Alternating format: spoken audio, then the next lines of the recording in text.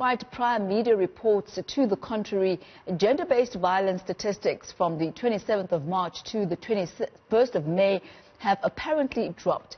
Now, this is in comparison to the same period last year. Cases have gone down from over 21,000 last year to just over 6,000 this year, which is a 68% decrease. Now, these statistics are completely different from the thousands of calls made to the gender-based violence hotline.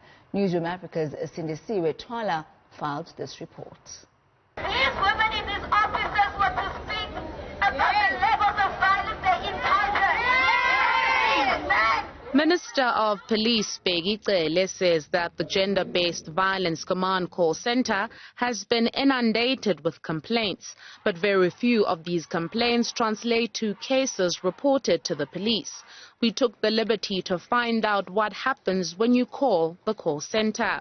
Preventing any physical violence, you have a right to report this case at the police station, but you can also apply for a protection order. And you'll apply that, you go to court, magistrate court to apply for a protection order. When you have a protection order, the moment you violate it, you phone the police.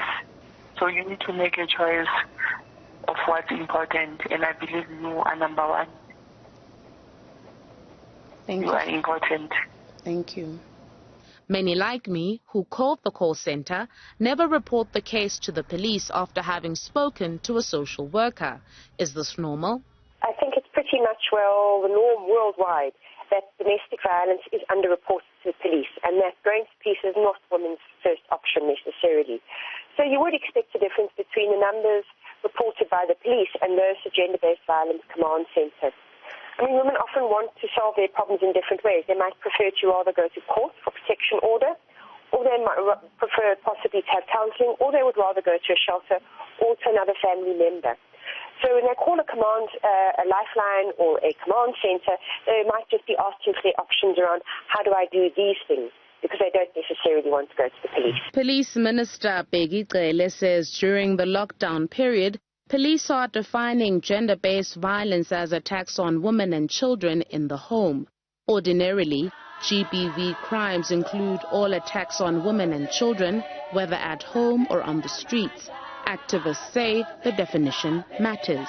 By doing so, we are neglecting and silencing narratives of people who have continued, to engage with society in different ways since the start of the national lockdown. What are we saying about essential workers, who have continued to go to work, where sexual violence in the workplace is still so prevalent? Sexual violence in our public transport system is a lot more rife than we'd like to believe it to be. Irrespective of how gender-based violence is measured, an activist says other options have to be explored to assist those in need.